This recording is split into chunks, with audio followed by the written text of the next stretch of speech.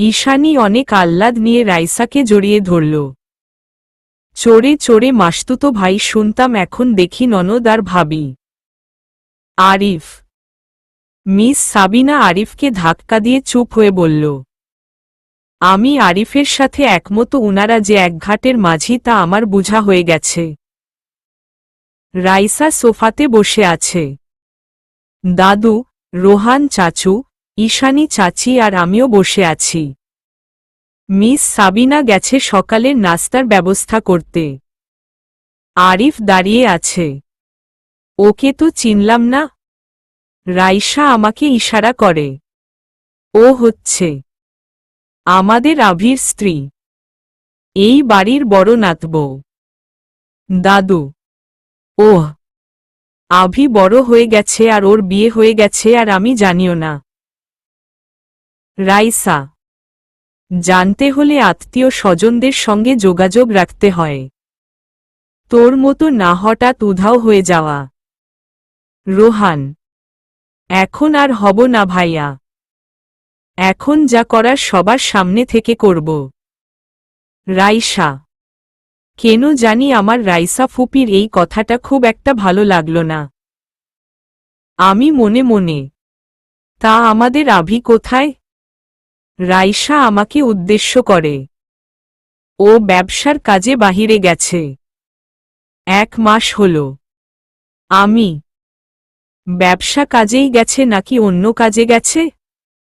খেয়াল রেখেছ? রাইসা। মানে? আমি ভ্রু কুঁচকে, না মানে, এখনকার ছেলে মেয়েরা তো যেই হয়েছে বলে এক করে আরেক, এই জন্য বললাম। রাইসা এক গাল হেসে। আমার আভির উপর ভরসা আছে। ও কখনোই এমন করবে না। আমি। বাহ, ভালো তো ভালোবাসে, যদি বিশ্বাস না থাকে তাহলে কি আর হয়? আমিও তো কাউকে ছোটবেলা থেকে ভালোবাসতাম, কিন্তু এত ভালোবাসার পরও তাকে নিজের কাছে বাঁধতে পারলাম না।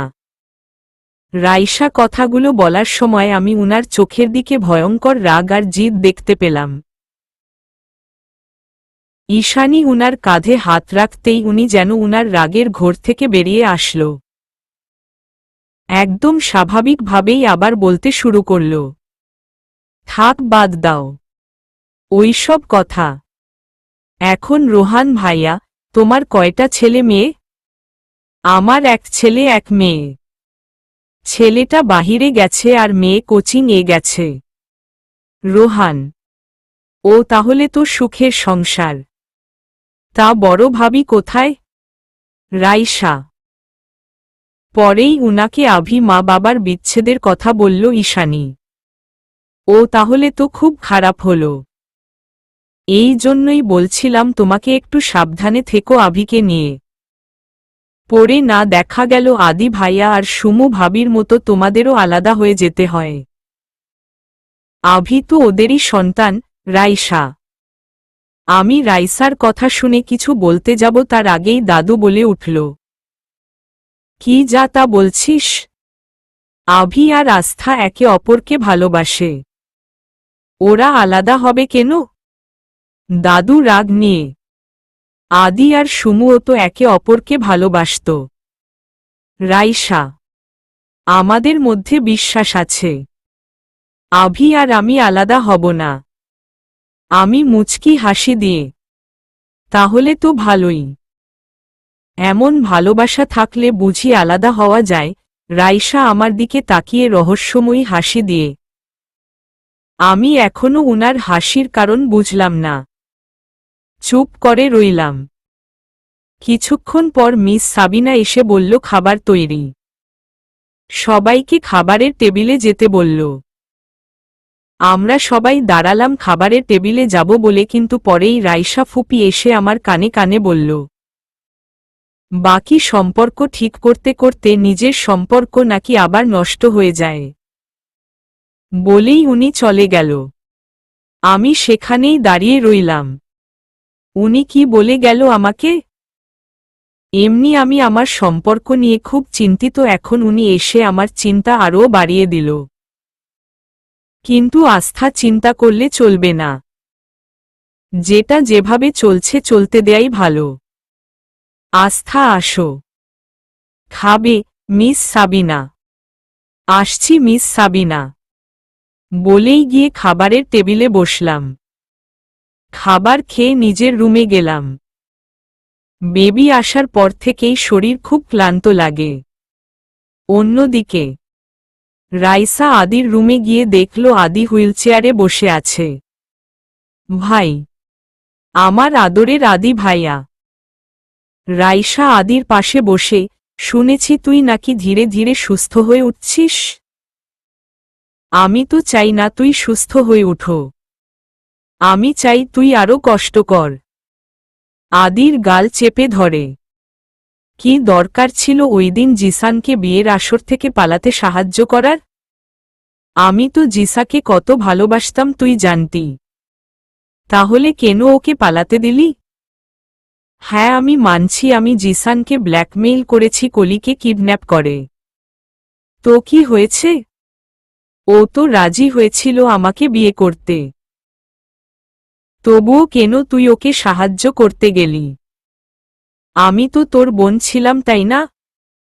আসলে কি তুই আমাকে কখনো নিজের বোন ভাবিসনি? তুই কি চাচাও আমাকে নিজের মেয়ে ভাবেনি? যদি ভাবত তাহলে ওই কলির বেস্ট ফ্রেন্ড সুমুকে এই চৌধুরী বাড়ির বউ হিসেবে মেনে নিত না। সুমুই ছিল কলি আর জিসানের মিলের কারণ। ঠিক যেমন কলি ছিল তোর আর সুমুর এক হওয়ার কারণ। তোরা তো একে অপরের সাহায্য করে নিজের ভালোবাসা পেয়ে গেলি। শুধু আমিই পেলাম না আমার জিসানকে। কিন্তু কি বলতো, আমাকে এত কষ্ট ওই দুই বান্ধবী দিয়েছে, আমি কি আর ওদের শান্তিতে থাকতে দিব? দেইনি। তোকেও শান্তিতে থাকতে দেইনি। তোর বেস্ট ফ্রেন্ড জিসান আর কলিকেও দেইনি। আর তোর ছেলে আভিকেও থাকতে দিব না। রাইসার এই কথা শুনে আদির হাত পা রাগে থরথর করে কাঁপছে। বাহ, হুইলচেয়ারে থাকা সত্ত্বেও কি সুন্দর রাগ দেখাচ্ছে। কিন্তু কি বলতো, এখন রাগ দেখিয়ে কি হবে? তুই তো জানিস তোর আর সুমুর মধ্যে বিষের বীজ আমি বুনেছি। তোকে যে সুমুর নোংরা কাজের ভিডিওটা পাঠিয়েছি ওইটা নকল ছিল।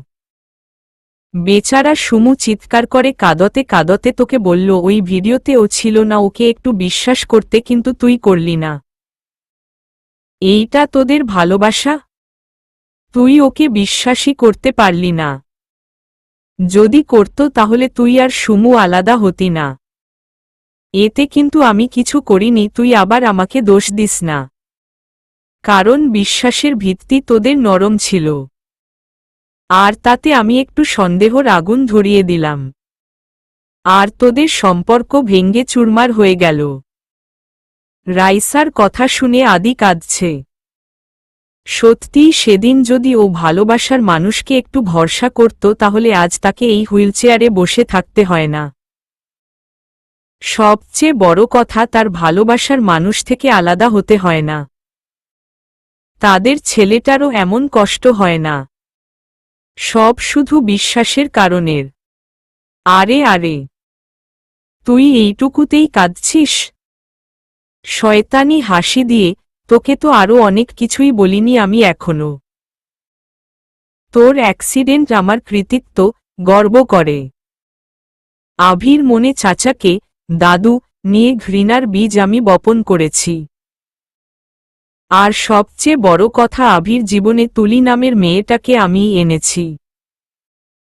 আর তুই জানিস আমি তুলিকে ব্যবহার করে এখন আভি আর আস্থার সম্পর্ক খারাপ করব। যেমন করে আমি তোর আর সুমুর করেছি। কিন্তু তোর বৌমা অনেক চালাক, তোর ছেলেকে অনেক বিশ্বাস করে। তোর ছেলেও তোর বৌমাকে অনেক ভালোবাসে। কিন্তু কি বলতো, দুইজনের মধ্যে যদি তৃতীয় ব্যক্তি আসে তাহলে তো যতই বিশ্বাস আর ভালোবাসা থাকুক তা শেষ হয়ে যায়। তোর ছেলে আর তোর বৌমারও হবে।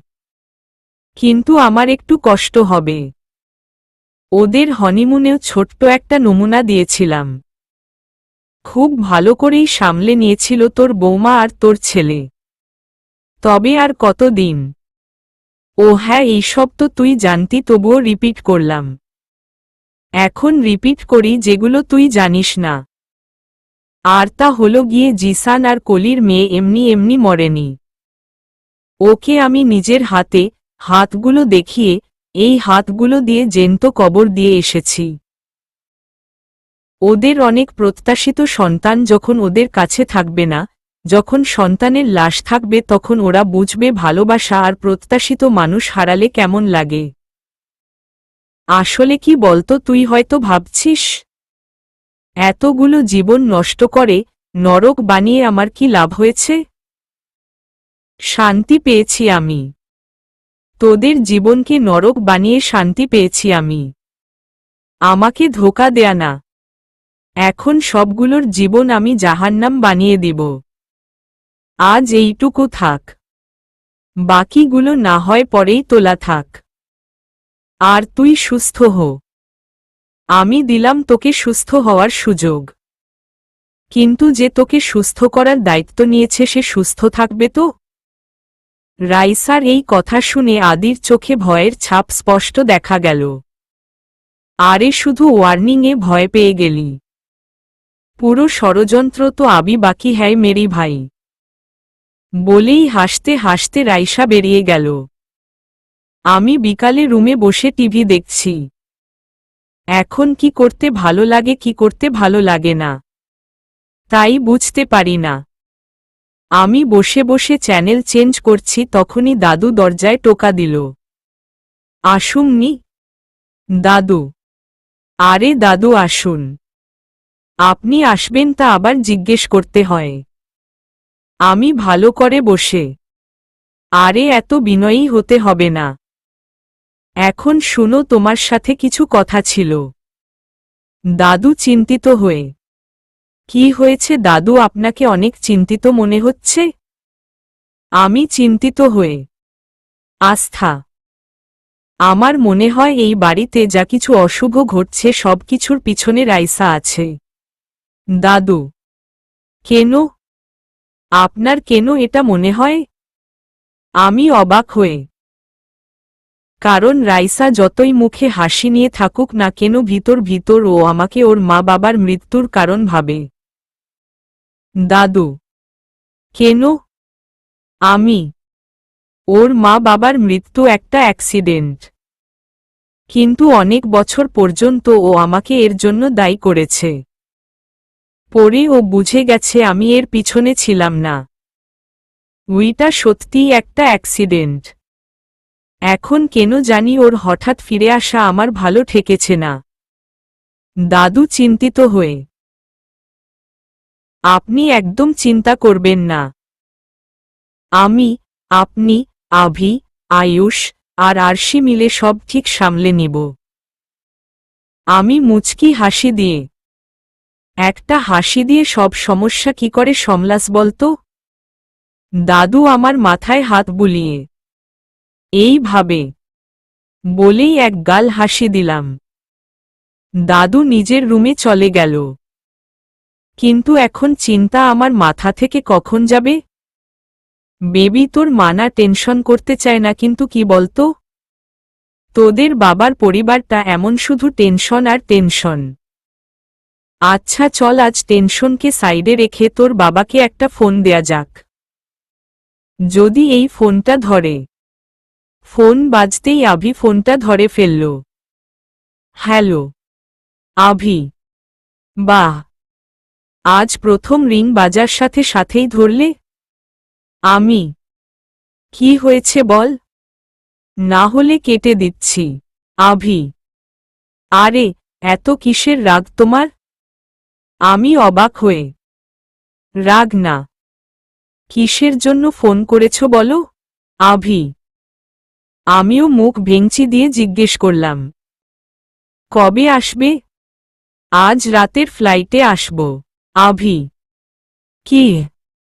আমি বিছানায় দাঁড়িয়ে উঠলাম। এতে এত এক্সাইটেড হওয়ার কি আছে? আমি আজ রাতেই আসছি, কাল সকালেই দেশে। আভি, আমি এক্সাইটেড হয়ে কিছু বলতে যাব তার আগেই ফোনের ওপাশ থেকে কে যেন মেয়েলি কণ্ঠে ডাক দিল। আভি। আসছি। আভি মেয়েটাকে উত্তর দিল। এই শুনো, আমি এখন রাখছি বলেই আভি ফোনটা কেটে দিল। আভি একবারও জিজ্ঞেস করল না আমি কেমন আছি। আর ওর সাথে মেয়েটা কে ছিল?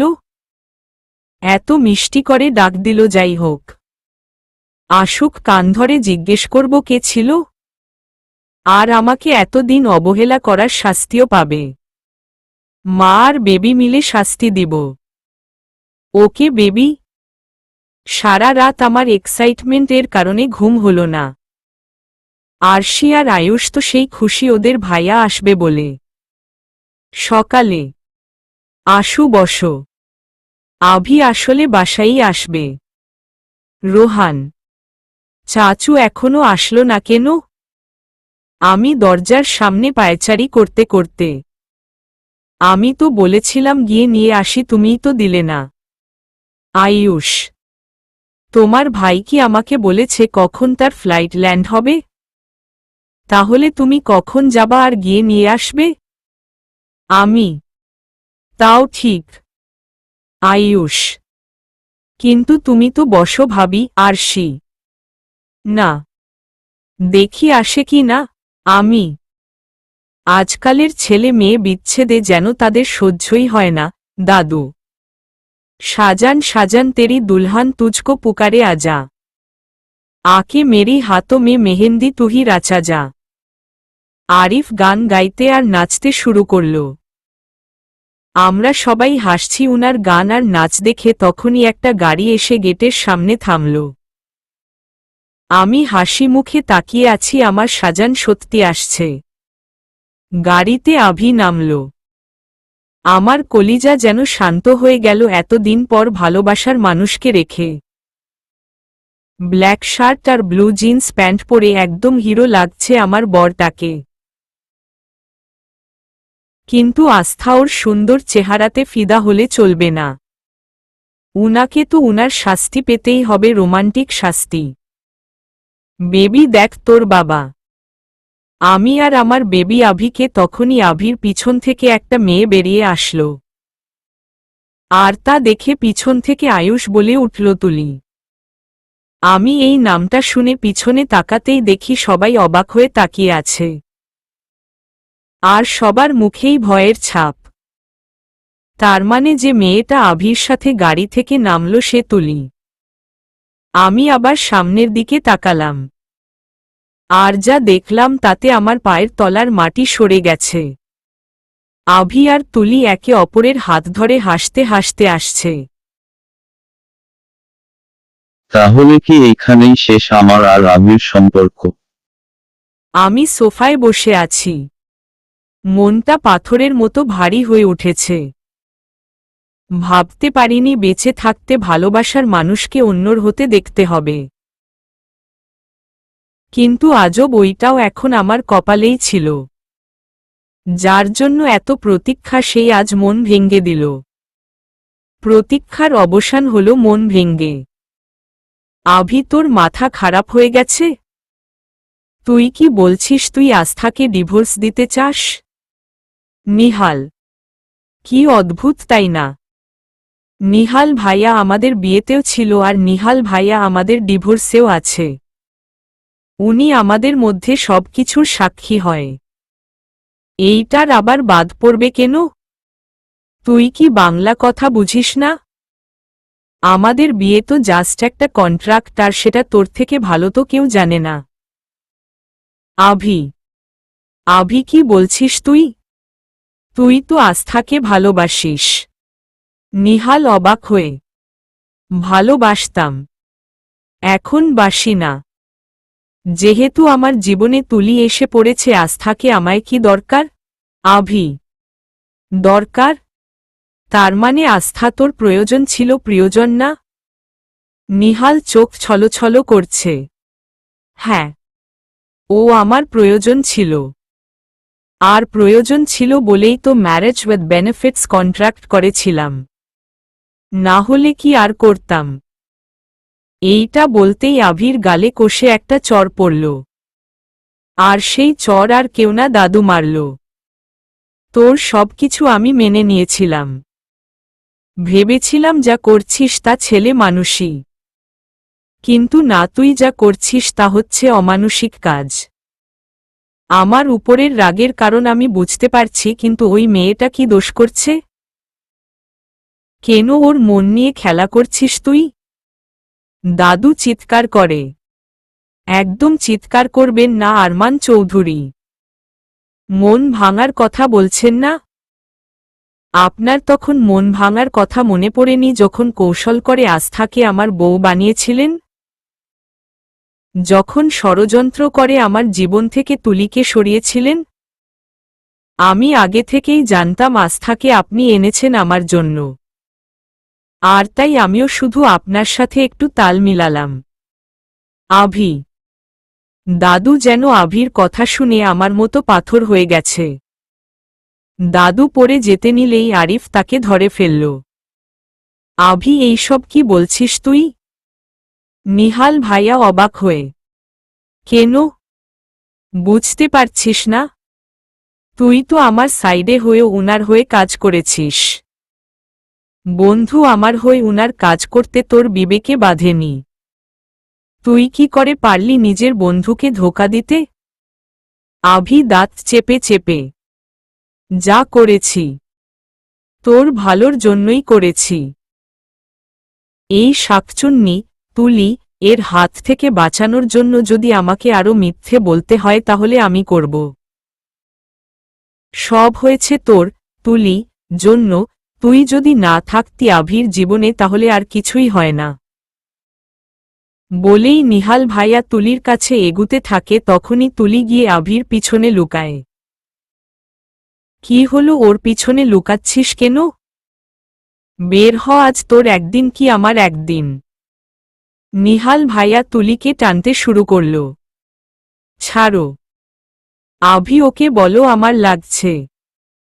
বলেই তুলি নেকা কান্না করতে শুরু করল। অমনি আভি গিয়ে নিহাল ভাইয়াকে ঘুষি মারল। তুই আমাকে মারলি?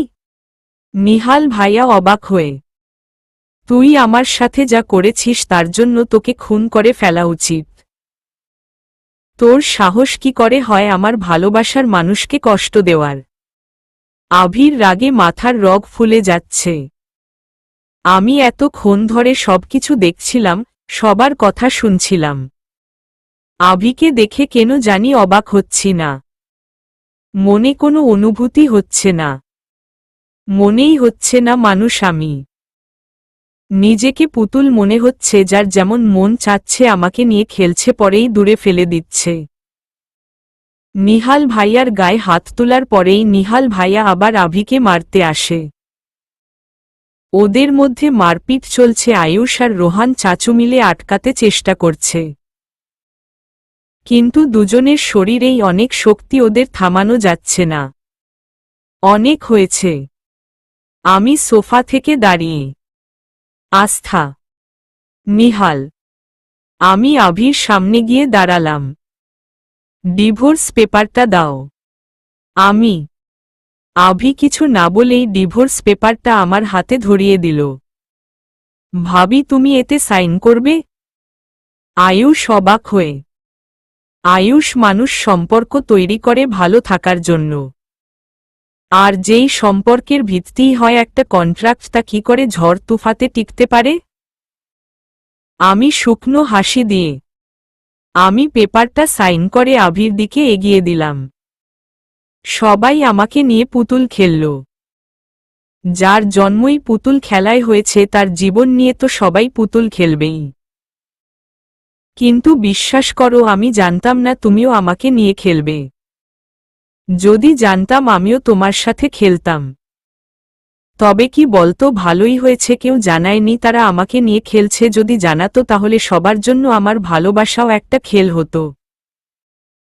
কিন্তু এখানে কেউ বলতে পারবে তাদের জন্য আমার ভালোবাসা কোনো নাটক ছিল? এই পরিবারের প্রতি করা সকল কিছু আমার একটা নাটক ছিল, আর এইটাই হলো আমার প্রাপ্তি। আমি হাসি মুখে তোমাকে মুক্ত করে দিলাম। আভি শুধু আমার দিকে তাকিয়ে আছে। আগে থাকলে এই চোখের ভাষা আমি পড়ে ফেলতাম, কিন্তু এখন এই চোখের ভাষা পড়া তো দূরে থাক, তাকাতেই আমার ঘৃণা করছে। এই ডিভোর্সের একটা কপি খান মেনশনে পাঠিয়ে দিবেন। মি আভি চৌধুরী। আমি দাদুর কাছে গেলাম। মাফ করে দে দিদিভাই। ভাবতে পারিনি ওর মনে এত বিষ থাকবে, বলেই দাদু আমার হাত ধরে কান্না করছে। কিন্তু আমার কোনো কান্না পাচ্ছে না। ভালোই লাগছে, এই বেনিফিটস বিয়েটা ভেঙ্গে গেল। দাদু একটা কথা রাখবে? কি কথা? দাদু আভি আর তুলিকে এই বাড়ি থেকে বের করবে না। কি বলছিস? ওদের কখনো এই বাড়িতে আমি রাখব না। বের করে দিব। দাদু রাগে। আমি দাদুর পাশে বসে। বিয়েতে আমাকে কোনো উপহার দেওনি, এখন ডিভোর্সে এইটাই চাই। ওদের এই বাড়িতে তোমাদের সাথেই থাকতে দাও। তুই যা চাস, বলেই দাদু একটা দীর্ঘশ্বাস ফেলল। আমি বাড়ি থেকে বেরিয়ে যাওয়ার জন্য পা বাড়ালাম, তখনই আভি বলে উঠল, তুমি চাইলে এই বাড়িতে থাকতে পারো। না মিস্টার আভি চৌধুরী, এইটুকু উপকার আপনি না করলেও চলবে। বলেই বাড়ি থেকে বেরুতে নিব, তখনই সামনে পড়ল ডক্টর জয়। ডক্টর জয়? আমি অবাক হয়ে। চলো আস্থা, একদম ঠিক সিদ্ধান্ত নিয়েছ। এখানে থাকার আর কোনো দরকার নেই তোমার। বলেই ডক্টর জয় আমার হাত ধরে নিয়ে চলে আসলো। এই বাড়িতে ঢোকার সময়ও আমি খালি হাতে ছিলাম, কিন্তু এখন আমার হাতে কতগুলো সম্পর্ক আছে। আমি পিছনে তাকাতেই দেখি আরশি কাঁদতে কাঁদতে আয়ুষের বুকে মুখ লুকালো। আয়ুষও কান্না করছে, এই প্রথম ওকে কান্না করতে দেখছি। আরিফও কান্না করছে, যেই মানুষকে সবসময় হাসতে দেখছি সেই মানুষও আজ কান্না করছে আমার জন্য। এতেই বোঝা যায় আমি তাদের কাছে কতটা গুরুত্বপূর্ণ। মিস সাবিনা, যাকে আমি কখনো না কাঁদতে দেখছি না কখনো হাসতে দেখছি, আজ সেও আমার জন্য কান্না করছে, এইটাই আমার প্রাপ্তি। রোহান চাচু আর দাদুও কাঁদছে। আশ্চর্য ব্যাপার হলো ঈশানীর চাচির মুখেও হাসি নেই। উনার তো খুশি হওয়ার কথা, কিন্তু উনিও মনমরা। তবে রাইসা ফুপিকে খুব খুশিই লাগছে, উনি হয়তো মনে মনে ভাবছে উনি সফল হতে পেরেছে। তুলির মুখেও হাসি। ভালোবাসার মানুষটিকে দেখে এখন কিছুই বলতে পারছি না। উনি খুশি না বেজার? খুশিই তো হবার কথা ছিল। গাড়িতে বসে আছি। আভি আর তুলিকে একা থাকতে দেয়া ভালো হবে না, তাই দাদুকে বুঝিয়ে ওদের চৌধুরী বাড়িতে রাখছি। এখানে আভির ক্ষতি করতে তুলি 100 বার ভাববে। কেন জানি মনে হচ্ছে আভি ওইসব ইচ্ছে করে করছে না। ওর উপর কেন জানি বিশ্বাস রাখতে এখনো মন বলছে। এইটাই হয়তো ওর জন্য আমার ভালোবাসা। মন এখনো মানতে চাইছে না। আভি, কেন এইসব করছো তুমি? আমি আজ তোমাকে বাবা হওয়ার খুশির সংবাদ দিতাম, কিন্তু যেখানে নিজেরই ভবিষ্যৎ অনিশ্চিত সেখানে সেই ছোট্ট জানটার দোহাই দিয়ে তোমাকে বেঁধে রাখার চেষ্টা করাই বৃথা। আমি চাই না আমার সন্তান কারো বেনিফিটস হোক। আর তা যদি হয় আমাদের সম্পর্কের, তা তো কখনোই আমি হতে দিব না। দরকার হলে ওর অস্তিত্ব তোমার কাছ থেকে লুকিয়ে রাখব। আমাদের সম্পর্কের টানাপোড়েনে আমাদের সন্তানকে আসতে দিব না। আমি কখনোই ওর ছেলেবেলা আমার বা তোমার মতো হতে দিব না। ওদের ছেলেবেলা হবে অনেক হাসি খুশি। ভাবতেই পেটে হাত দিলাম। আস্থা, তুমি কিছু চিন্তা করো না, সব ঠিক হয়ে যাবে। জয়, আমি চিন্তা করছি না ডক্টর জয়। এইটা আমার বেবির জন্য ঠিক না। আমি জানালা দিয়ে বাহিরে তাকিয়ে আমি যেরকম ভেবেছিলাম তুমি তার থেকে স্ট্রং, তুমি আস্থা। তোমার জায়গাতে অন্য কোনো মানুষ থাকলে হয়তো এতক্ষণ অনেক কিছু করে ফেলত। জয় মনে মনে। চৌধুরী মেনশনে। তোর সাথে আমার বন্ধুত্ব শেষ করে দিলাম আমি, বলেই নিহাল বেরিয়ে গেল। ভাইয়া, তোর থেকে আমি এইটা আশা করিনি, বলেই আরশি কাঁদতে কাঁদতে উপরে চলে গেল। আরিফ, আমাকে ধর, আমি উপরে গিয়ে একটু বিশ্রাম নিতে চাই, আমার ভালো লাগছে না। পরেই আরিফ দাদুকে বিশ্রাম নিতে নিয়ে গেল। আয়ুষ রাগে বেরিয়ে গেল। তুলি, তুমি রুমে যাও, আমি গিয়ে একটু বাবাকে দেখে আছি। আভি, ওকে বেবি, বলেই তুলি আভিকে রেখে রুমে চলে গেল। মিস সাবিনা আদিকে ওষুধ খাওয়াচ্ছিল।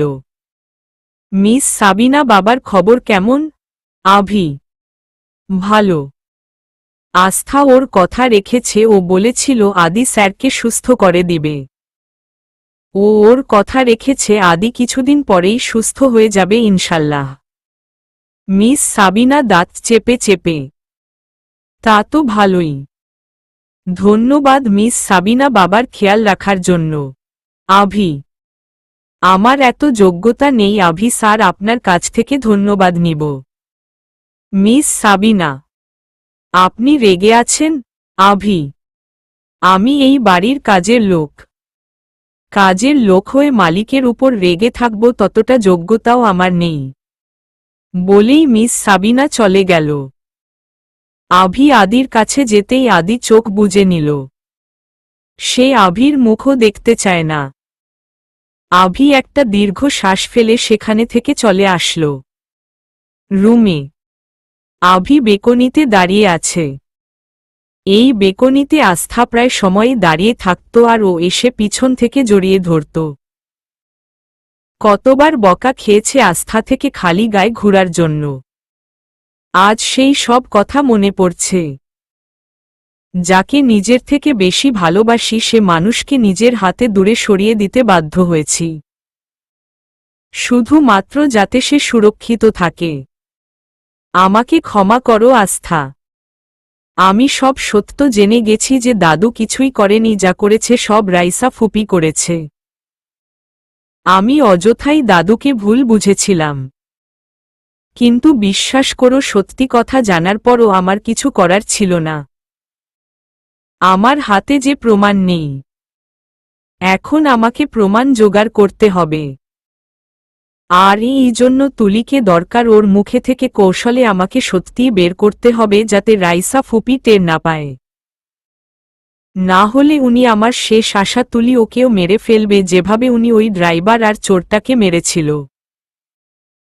তুলির মৃত্যুতে আমার আফসোস নেই, কিন্তু ও মরলে আমি একটা সাক্ষী হারিয়ে ফেলব। অনেক কিছুই তুলি জানে ফুপির ব্যাপারে, আর তা আগে আমায় জোগাড় করতে হবে, আর সেইটাই হবে ফুপির বিরুদ্ধে আমার প্রমাণ। আর এই জন্য তোমাকে আর আমাকে আলাদা থাকতে হবে। কারণ ফুপি যেই ভয়ানক মানুষ, উনি আমাকে থামানোর জন্য তোমাকে মারতেও পিছ পা হবে না। আর এখন উনি যেহেতু এই বাড়িতে, সেহেতু তোমাকে মেরে ফেলা উনার কাছে পানির মতো সহজ। আমি তোমাকে হারাতে পারবো না। তুমি যথেষ্ট করেছ, একা লড়াই এখন আমাকে করতে দাও।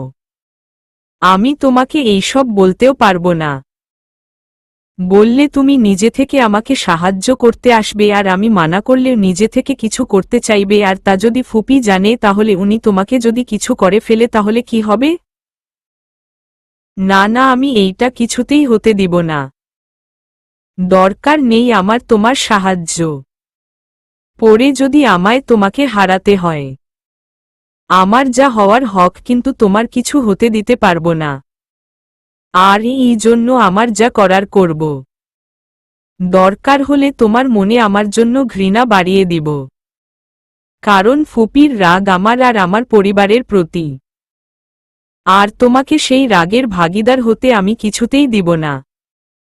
এই সব কিছু শেষ হলে দরকার পড়লে আবার তোমাকে আমার ভালোবাসার মায়ার বাঁধব, তবু এখন তোমার দূরে থাকায় শ্রেয়। আভি বেকনিতে দাঁড়িয়ে কথাগুলো ভাবছে তখনই পিছন থেকে তুলি জড়িয়ে ধরল। কি ভাবছ বেবি? ওই মেয়ের কথা। তুলি, বেবি ও এত ইম্পর্ট্যান্ট না যে আমি ওর কথা ভেবে আমাদের ইম্পর্ট্যান্ট সময় বরবাদ করব।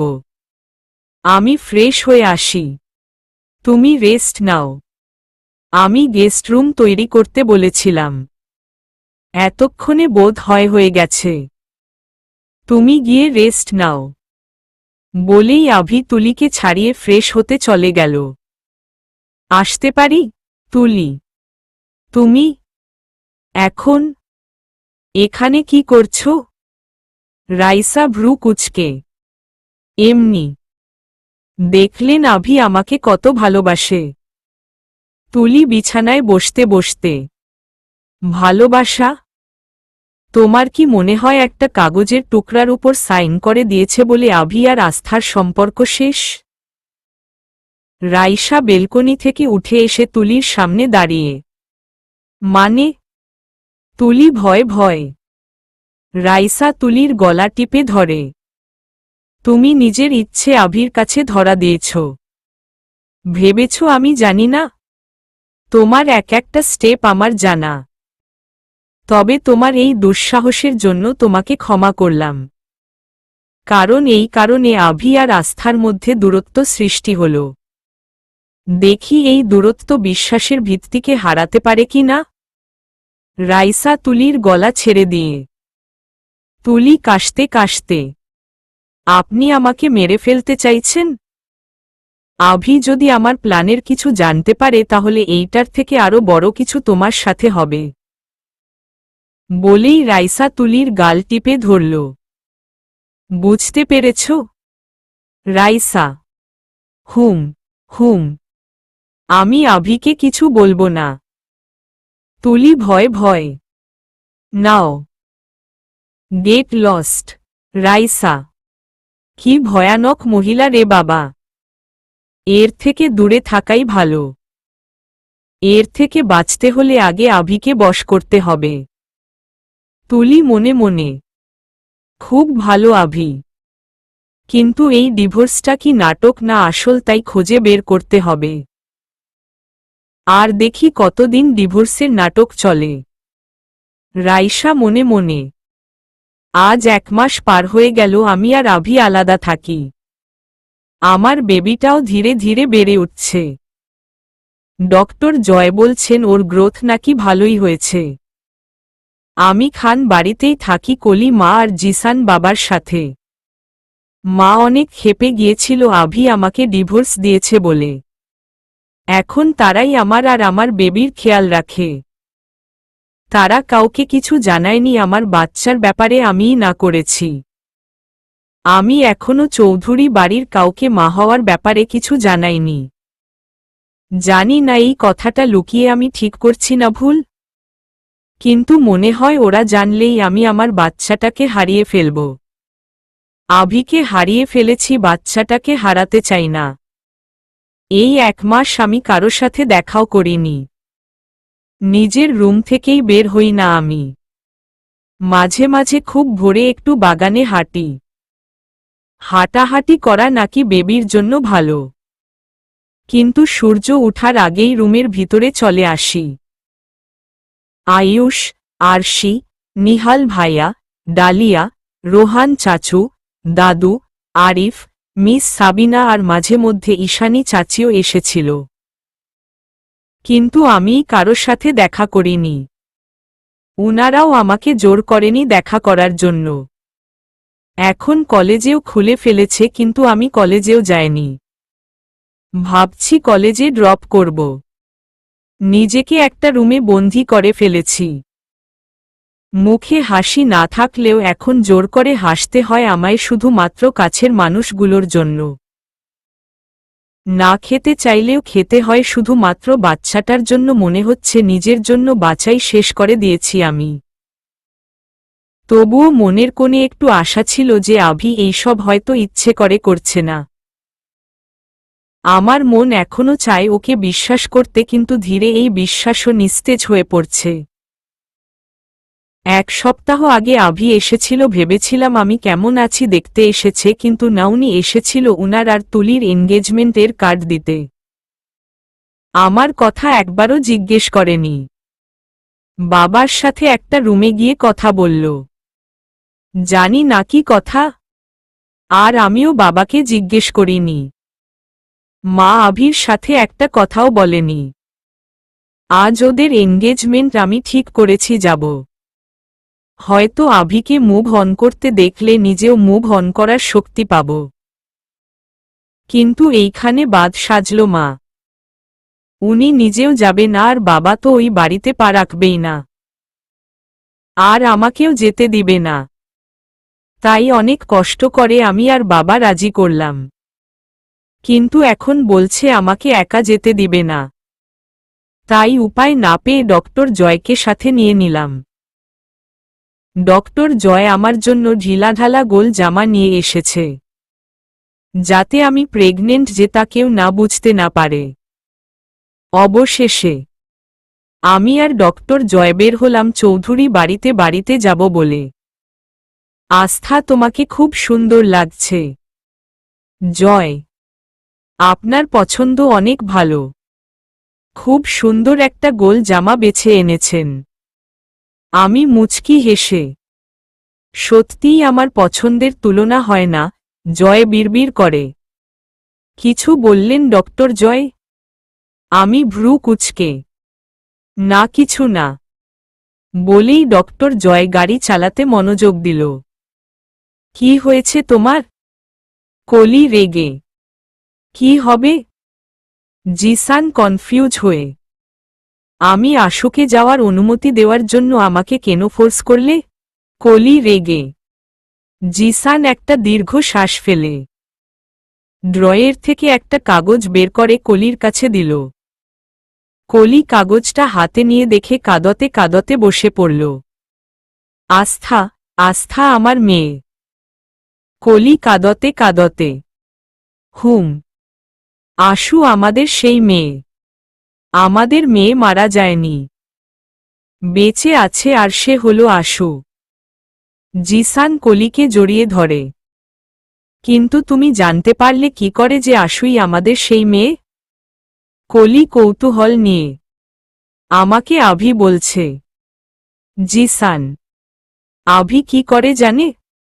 কলি অবাক হয়ে, যখন আভি ওর আর তুলির এনগেজমেন্ট কার্ড দিতে এসেছিল তখন। অতীত, কি হলো? তোমার সাথে আমার একা কোনো কথা নেই। তুমি কি চাও এখন? আমার মেয়ের মন ভেঙে তোমার শান্ত হয়নি। জিসান রাগে, যদি বলি তোমার মেয়ে বেঁচে আছে, তাহলে কি তুমি এখনো রেগে থাকবে আমার উপর আঙ্কেল? আভি, কি যা তা বলছো? আমার মরা মেয়েকে নিয়ে? ওকে আমি নিজের হাতে কবর দিয়েছি, আর তুমি তাকে টানছ? জিসান চিৎকার করে, তোমার মেয়ে বেঁচে আছে, ও মারা যায়নি আঙ্কেল। আর সেই মেয়েই আস্থা। আভি চিৎকার করে, কি কি বললে তুমি? আস্থা আমার সেই মরা মেয়ে?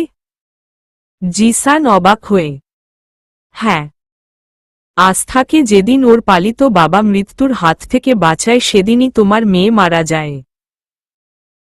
আর যেই হসপিটাল থেকে আস্থাকে আনা হয় সেই হসপিটালে সেই দিন মাত্র 5টা বাচ্চা হয়েছিল, যার মধ্যে শুধু তোমারই মেয়ে ছিল। আর তোমার মেয়েই মারা যায়। তাহলে কি করে আস্থার বাবা ওই হসপিটাল থেকে মেয়ে বাচ্চা আনে? যদি সেখানে একটা মেয়ে বাচ্চা হয়ে থাকে আর তা মৃত্যু, তার মানে নিশ্চয়ই তোমার মেয়েকেই উনি এনে বাঁচিয়েছেন, কারণ তোমার মেয়ে ছাড়া ওই হসপিটালে কোনো মেয়ে বাচ্চা ছিল না। আভি, কিন্তু আমাকে তো আমার মেয়ের লাশ দেখানো হয়েছিল। জিসান কাঁদতে কাঁদতে, ও অন্য হসপিটাল থেকে এনে তোমার কোলে দেয়া হয়েছিল, যাতে তুমি ভাবো তোমার মেয়ে মারা গেছে। এই নাও আস্থা আর তোমার ডিএনএ টেস্ট পেপার। আভি, তাহলে আস্থার পালিত বাবা আস্থাকে কি করে পায়? জিসান পেপারটা হাতে নিয়ে পরেই আভি জিসানকে আস্থার মাটিতে কবর খুলে উদ্ধার করার কথা সব খুলে বলে। এত ভয়ানক কাজ তাও একটা নবজাতক বাচ্চার সাথে কে করতে পারে? জিসান অবাক হয়ে। রাইসা, আভি। কি? রাইসা এইসব করছে শুধুমাত্র বদলা নিতে? জিসান রাগে। হ্যাঁ, রাইসাই করেছে। আমি রাইসার ছবি দেখিয়েছি আস্থার পালিত বাবাকে, আর উনিই বলেছেন রাইসাই নাকি ডক্টরকে টাকা দিয়েছে, আর উনিই নাকি আস্থাকে মাটিতে পুঁতে ফেলেছিল। আজ আমি কার্ড দেয়ার বাহানা করে তোমার কাছে এসেছি যাতে রাইসা সন্দেহ না করে। আভি, আমি ওকে খুন করে ফেলব। ওর কারণে আমার মেয়ে এত বছর কষ্ট করেছে। ওর কারণে আমার মেয়ে বেঁচে থেকেও আমাদের কাছ থেকে দূরে ছিল। ওকে তো মেরে ফেলা উচিত। ওর কারণে আমি আর কলি কত কষ্ট করেছি। জিসান রাগে। আঙ্কেল শান্ত হও। এখনো ওর বিরুদ্ধে আমাদের কাছে যথেষ্ট প্রমাণ নেই।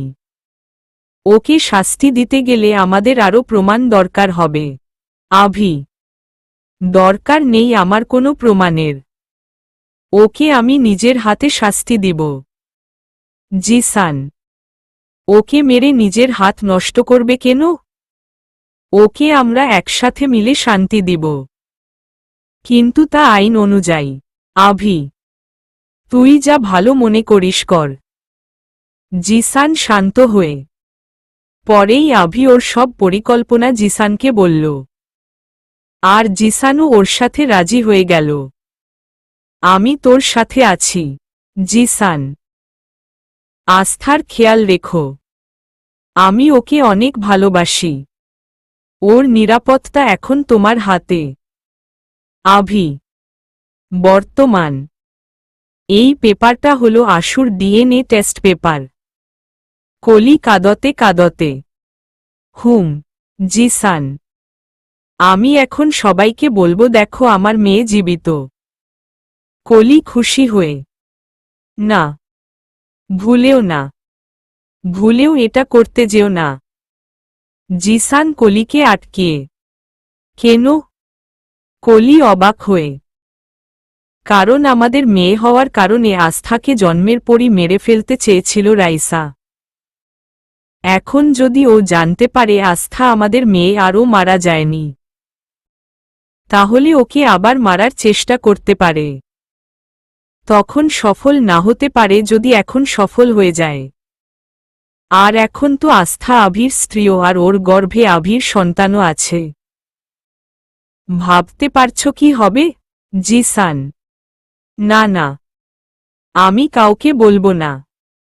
কিন্তু তুমি কি আভিকে বলেছ ও বাবা হতে চলেছে? কলি, না, আস্থাকে আমি কথা দিয়েছি। কথার খেলাপ করতে পারবো না। জিসান, তাও ঠিক। আস্থাই জানালে ভালো। আচ্ছা, আস্থা জানে আমরাই ওর বাবা মা? না, আভি না করছে জানাতে। আস্থা জানলে জিজ্ঞেস করবে আমরা কি করে জানলাম, আর যদি বলি আভি বলেছে তখন ও বুঝে যাবে আভি নাটক করছে। পরে ও যেই জেদি মেয়ে নিজেই নেমে পড়বে রাইসার বিরুদ্ধে। আর এই অবস্থায় ওকে এই সব না জানানোই ভালো। ভালো হবে সবকিছু ঠিক হলেই ওকে জানানো। জিসান, সবকিছু ঠিক হওয়ার চিন্তা করতে করতে সবকিছু না আবার বেঠিক হয়ে যায়। সবকিছু আবার এলোমেলো হয়ে যায়। কলি চিন্তিত হয়ে। তুমি চিন্তা করো না, এমন কিছুই হবে না। জিসান কলিকে জড়িয়ে ধরে। যাই হোক না কেন, আভি আর ওর পরিবারের কারণে আমার মেয়ের এত কষ্ট। এই জন্য ওদের কিছুতেই ক্ষমা করব না আমি। যদি একটা সুযোগও পাই আভি আর আস্থাকে আলাদা করার, আমি সেই সুযোগ হাত ছাড়া করব না। আমার মেয়েকে আর কষ্ট পেতে দিব না। কলি মনে মনে। আমরা পৌঁছে গেলাম এনগেজমেন্টের জন্য। আমি গাড়ি থেকে নামব তখনই ডক্টর জয় আমাকে সাহায্য করল এইটা আনার। দূর থেকে কেউ খুব ভালো করে খেয়াল করছে। খুব ভালো আসুননি। 1 মাসেই এত ফাস্ট তুমি? ওকে কি বলবো, আমার বউটাই এত মিষ্টি, মাছি তো ভনভন করবেই। একবার এইসব শেষ হতে দাও। তোমাকে এমনভাবে বেঁধে রাখবো তুমি আমাকে ছেড়ে যেতেই পারবে না। তবে এই 1 মাস তোমাকে অনেক মিস করেছি। রোজ সকাল সন্ধ্যায় তোমার বাড়ির নিচে দাঁড়িয়ে থাকতাম শুধু তোমাকে একটু দেখার জন্য, কিন্তু কপাল আমার এতই খারাপ ছিল তোমার একটু দেখাও পেতাম না। বেকনিতে তাকিয়ে থাকবে তুমি, একটু আসবে কিন্তু তুমি তাও আসতে না। রোজ তোমার কলেজেও যেতাম কিন্তু সেখানে জানতে পারলাম তুমি নাকি আর কলেজে পড়বে না। তবে এখন 1 মাস পরে দেখে মনে হচ্ছে তুমি একটু মোটা হয়ে গেছ। চোখে মুখে শুকনো ভাব, নীরস হয়ে গেছে মুখটা।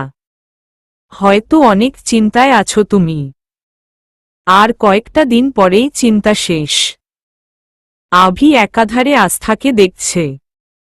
আস্থা সবার সাথে কথা বলছে, মুখে শুকনো হাসি। ভাবি, তোমাকে কতদিন পরে দেখলাম, কেমন আছো? বলেই আরশি আমাকে জড়িয়ে ধরল। আলহামদুলিল্লাহ, তুমি কেমন আছো? আমি জোরপূর্বক হাসি। তোকে ছাড়া ভালো থাকা যায়? আশু, দাদু। দাদু, কেমন আছো? আমি, তোমাকে ছাড়া কেউই ভালো নেই। আস্থা ম্যাম। আরিফ, আমিও যে ভালো নেই। আমি, ভাবি, আমি তোমাদের বাসায় চলে আসি। আমার একটুও ভালো লাগে না এই বাড়িতে। আয়ুষ, আমিও যাব তোর সাথে ভাই। এখানে থাকতে আমারও ভালো লাগে না। আরশি, সাথে এই বুড়ো কেউ নিয়ে যাস। দাদু, স্যারের সাথে আমি ফ্রি। আরিফ হাত তুলে। আমি এইবার ফিক করে হেসে দিলাম। সত্যিই তোমাদের খুব মিস করছি। আমি, আমরাও তোমার এই হাসি মুখ খুব মিস করছি। আয়ুষ, আচ্ছা নিহাল ভাইয়া আসেনি? আমি, না, নিহাল আভি ভাইয়ার সাথে সম্পর্ক শেষ করে ফেলেছে। আয়ুষ, আমি আর এই ব্যাপারে কিছু বললাম না। সবার সাথে কথা বলতে বলতে আভি আর আমার চোখে চোখ পড়ে যায়। দাদু, আমি গিয়ে কাপলদের শুভেচ্ছা জানিয়ে আসি। আমি, যা, আমার তো এদের দেখতেই মন চায় না। দাদু বিরক্ত হয়ে।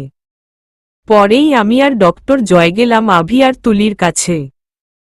আমাকে ডক্টর জয় ধরে নিয়ে যাচ্ছে। আস্থা, কেমন আছো? তুলি, আলহামদুলিল্লাহ, অনেক সুখেই আছি। আমি মুচকি হেসে, তা তো দেখতেই পারছি। তুলি, হুম, ব্যয় দাওয়ে। Congratulations mister Avi Chowdhury. আমি হাত বাড়িয়ে, থ্যাংক ইউ বলেই আভি আমার সাথে হাত মিলাল। ভাবতেই অবাক লাগে, নিজের ভালোবাসার মানুষকে অন্য কারো হওয়ার জন্য শুভেচ্ছা দিচ্ছি আমি। ইন্টারেস্টিং। হাতে ড্রিঙ্কস নিয়ে রাইসা আভি আর আস্থার দিকে তাকিয়ে আছে। তোমাকেও তুলি। আমি, ধন্যবাদ। তোমাকেও কংগ্রাচুলেশন। তুলি, কেন? আমি অবাক হয়ে। কারণ তুমি আর উনি, ডক্টর জয়। কবে করছো? তুলি, খুব শীঘ্রই। আমাদের 4 হাতও এক হবে। আমি, আভি হাত মুষ্টি বদ্ধ করে ফেলল। আস্থা, তুমি শুধু আমার। আভি মনে মনে। আস্থা, চলো অন্যদিকে গিয়ে বসা যাক। ডক্টর জয়, চলো বলেই ডক্টর জয়ের হাত ধরে আমি চলে গেলাম। আর তা আভিকে অনেক রাগিয়ে তোলে। লেডিস অ্যান্ড জেন্টেলম্যান, আজ আপনাদের এখানে আসার অনেক অনেক ধন্যবাদ। আমার আর আমার ভালোবাসার মানুষের এনগেজমেন্ট আর একটু পরেই শুরু হবে, তার আগে আমার প্রাক্তন স্ত্রীর মুখে একা গান হয়ে যাক। ও অনেক সুন্দর গান গায়, তাই না আস্থা? আভি, আস্থা, তোমার সাথে আমার সম্পর্ক কি সবাই জানুক? তুমি আমার স্ত্রী ছিলে। যে কেউ চাইলে তোমার আর আমার মধ্যে আসতে পারবে না। জয়কে উদ্দেশ্য করে আভি মনে মনে। আস্থা উঠে এসে আভির কানের কাছে ফিসফিস করে বলল, স্ত্রী থেকে প্রাক্তন স্ত্রী হয়ে গেলাম, একটা মনে করিয়ে দেওয়ার জন্য অনেক ধন্যবাদ মি আভি। আমার চোখ ছল ছল করছে। আর তা দেখে আভি অবাক হয়ে গেল। আস্থা, আমি গান গাইব। চিন্তা করবেন না। আমি শীত মাথা গরম করে আমি আস্থাকে কষ্ট দিয়ে ফেললাম। ওকে এত বড় কথা বলে ফেললাম। আভি অনুতপ্ত হয়ে, তুমি আমার এমনই একজন, যারে এক জনমে ভালোবেসে ভরবে না এই মন। আমি এক বুক কষ্ট নিয়ে গান গাইতে শুরু করলাম। ওদের জন্য না হোক, নিজের সন্তানের জন্য হলেও আমায় খুশি থাকতে হবে। আমি গান গাইতে গাইতে আভির খুব কাছে চলে গেলাম। ওর চোখে চোখ রেখে গাইতে শুরু করলাম।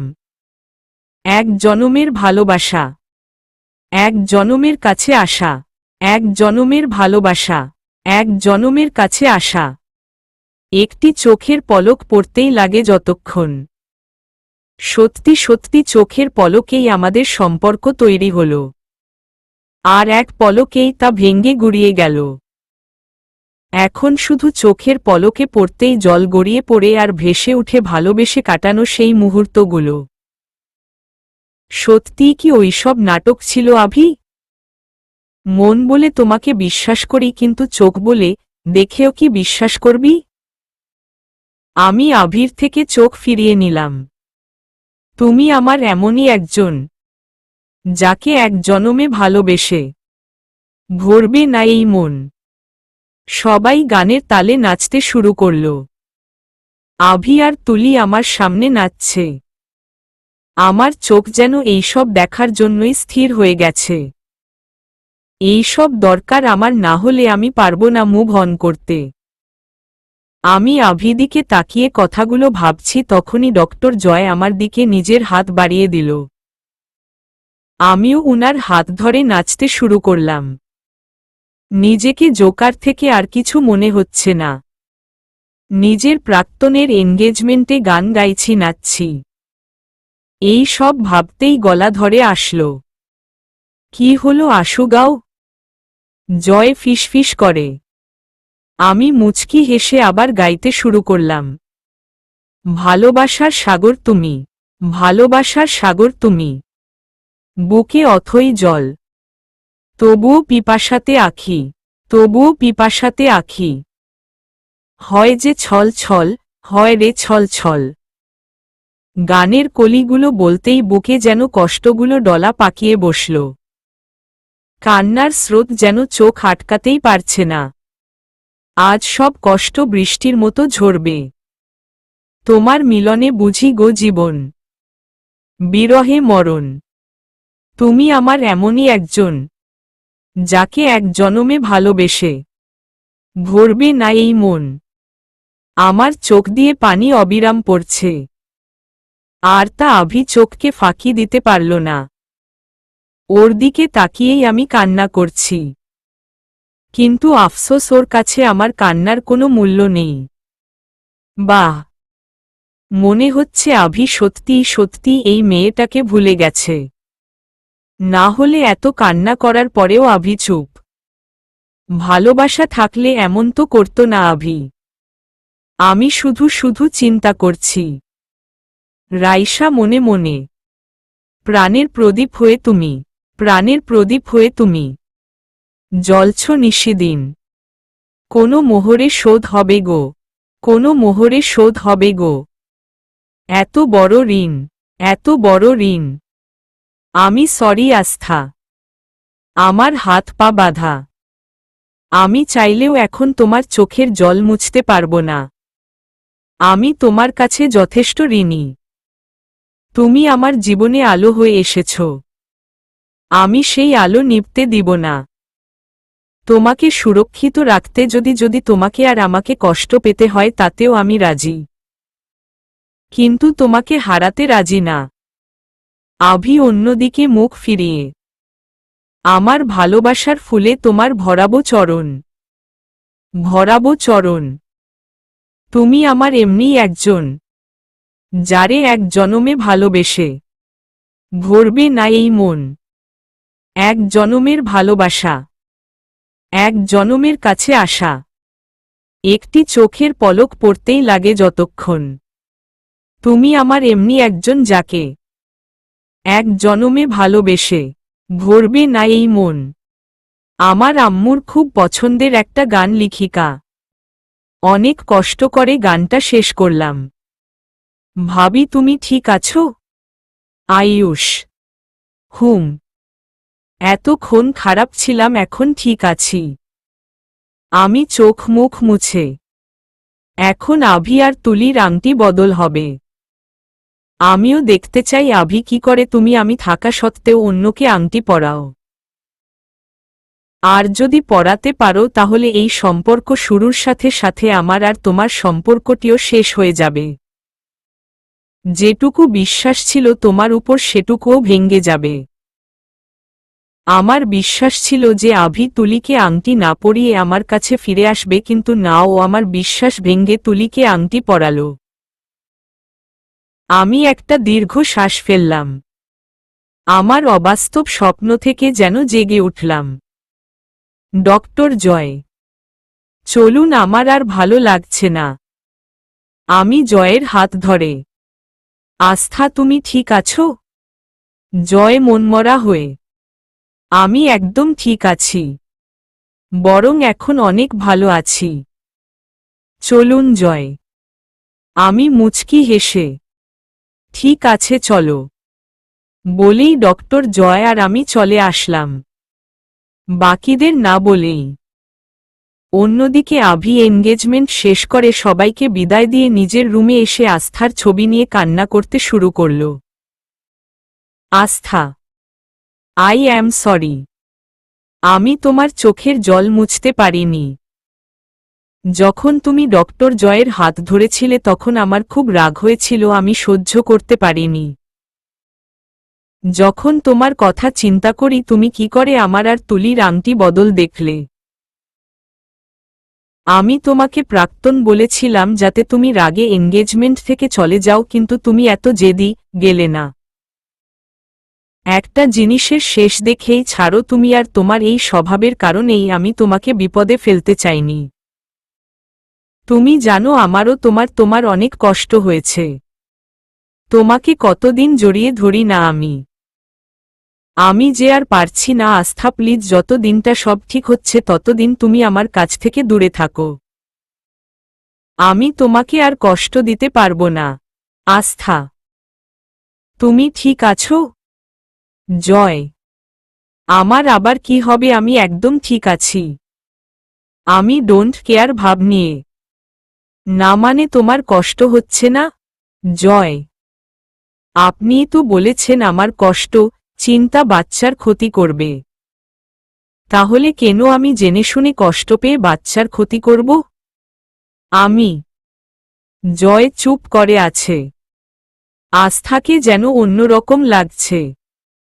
গাড়ি ঘুরান তো, আমি অনাথ আশ্রমে যাব। আমি।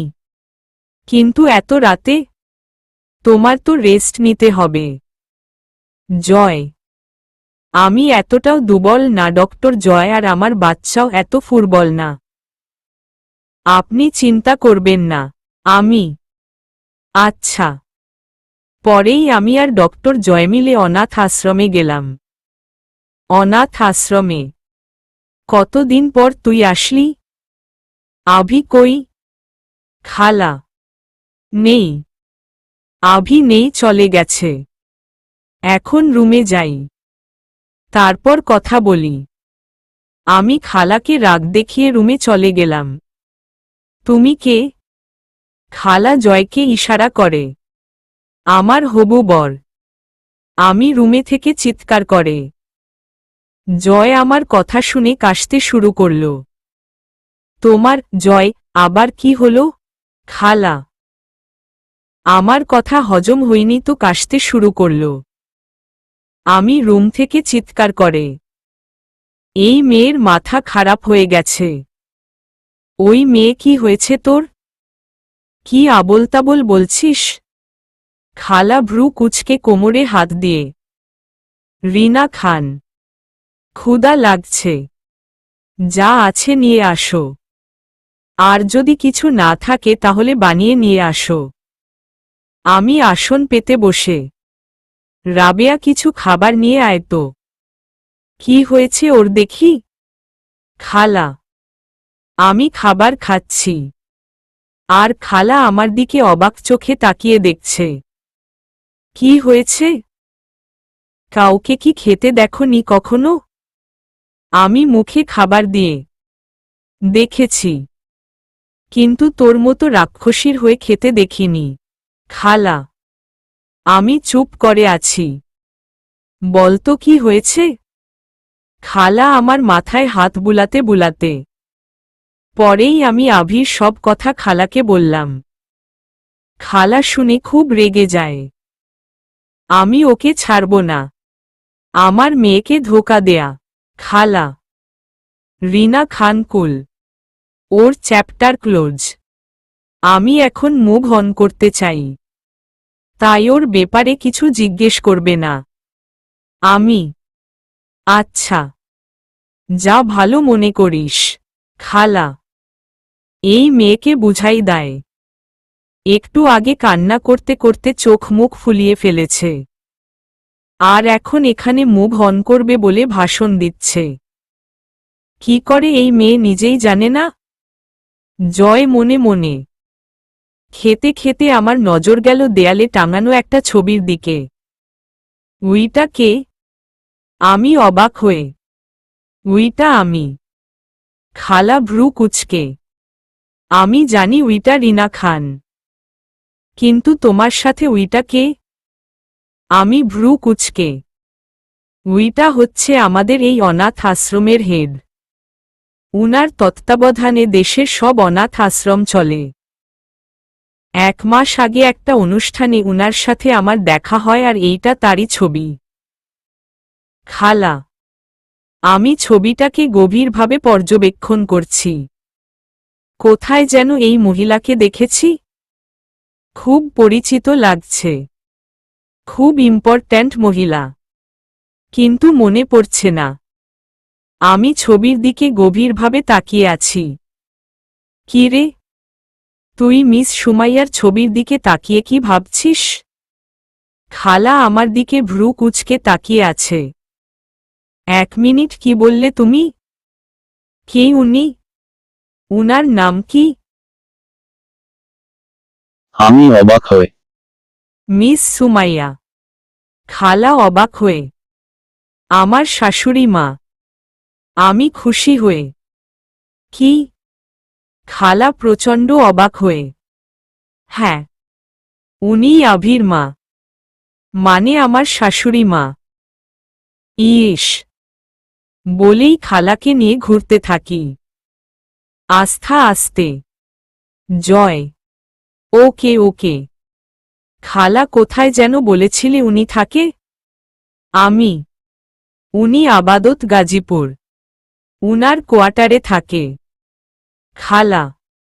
আমাকে ঠিকানাটা দাও। আমি এক্ষুনি উনাকে আনতে যাব। শাশুড়ি, আজ আপনাকে পাইছি। বলেই হিহি করে হেসে দিলাম। এই মেয়ে পাগল হয়ে গেছে। জয়, খালা, রাবেয়া একসাথে। তুমি শিওর তো এত রাতে আভির মাকে খুঁজতে যাবে? জয় ড্রাইভ করতে করতে। কেন জানি মনে হচ্ছে উনিই পারবে আভি আর আমার সম্পর্ক ঠিক করতে। আমি অনেক আশা নিয়ে। তোমার এখনো মনে হয় আভি আর তোমার সম্পর্ক ঠিক হবে? জয় অবাক হয়ে। আমি শেষ চেষ্টা পর্যন্ত করব আভিকে ফিরে পাবার। যতক্ষণ না পর্যন্ত দেয়ালে পিঠ থেকে ততক্ষণ পর্যন্ত চেষ্টা করব আমি। তাহলে তুমি পিছনে রেস্ট নেও, আমি পৌঁছে তোমাকে ডাক দিব। জয়। ওকে ডক্টর জয়। আমি। ডক্টর জয় গাড়ি থামালো, আমি গিয়ে পিছনে শুয়ে পড়লাম। ডক্টর জয়। আমি। হুম। জয়। Thank you. আমি। ডক্টর জয় মুচকি হাসি দিল। আস্থা আস্থা। ডক্টর জয়। হুম। আমি চোখ কচলাতে কচলাতে। আমরা এসে পড়েছি। জয়। ও, তাহলে যাওয়া যাক বলেই আমি গাড়ি থেকে নেমে পড়লাম। ডক্টর বলেছেন ভিতরে যাব কি করে? ভিতরে যদি দারোয়ান থাকে? আমি ফিসফিস করে গিয়ে দেখি অ্যাড্রেস তো এই বিল্ডিংয়ের দ্বিতীয় তলার। জয়। হুম। আমি। পরেই গিয়ে দারোয়ান পড়ে পড়ে নাক ডেকে ঘুমাচ্ছে। দেখো, এর জন্য আমরা ভয় পাচ্ছিলাম, আর এখানে পড়ে পড়ে ঘুমাচ্ছে। দিব একটা কানের নিচে। আমি। আস্থা চলো। ভালোই হয়েছে ঘুমিয়েছে। জয়। আসছি বলেই আমি আর জয় দোতলায় উঠলাম। কলিং বেলে টিপ মারলাম। বুকের ধুপুকানি বেড়েই চলেছে। উনাকে কি বলবো? আমি আপনার ছেলে বউ না প্রাক্তন স্ত্রী। কি করে শুরু করব? কোথা থেকে শুরু করব? উনি কি আমার সাথে যেতে রাজি হবে? অনেক প্রশ্ন যার উত্তর এখন আমার অজানা। হঠাৎ একটা মহিলা দরজা খুলল। আমি উনাকে দেখে অবাক। সত্যিই উনি আমার শাশুড়ি মা, সুমাইয়া চৌধুরী, আদিব চৌধুরীর স্ত্রী আর আভির মা। কি হয়েছে? কে তোমরা? এত রাতে কি চাও? সুমু ভ্রু কুচকে। পায়ে লাগো শাশুমা বলেই পা ছুতে যাব, তখনই উনি বলে উঠল, কি করছো? এত রাতে কি পা ছুতে এসেছ?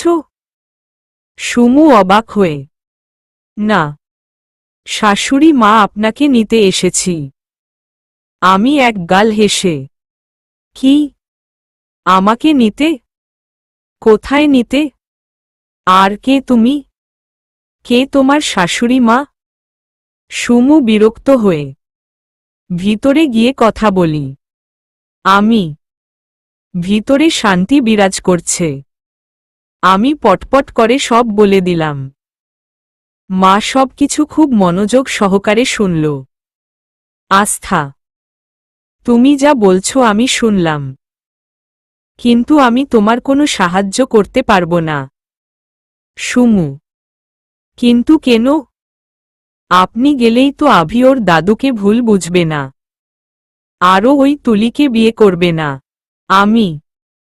তোমার কি মনে হয় তুলিকে যদি ও বিয়ে না করে তাহলে ও তোমার কাছে ফিরে আসবে? আমি আভিকে চিনি। ও যা করছে ভেবে চিনতে করে, ছোটবেলা থেকেই এখনো ভেবে চিনতেই করছে। তুমি বা আমি কখনোই ওকে আটকাতে পারবো না যতক্ষণ না পর্যন্ত ও নিজে থামছে। সুমু। আমি মার কথাগুলো শুনলাম। উনি ঠিকই বলেছেন। আভি এমনি এমনি কিছু করার মানুষ না।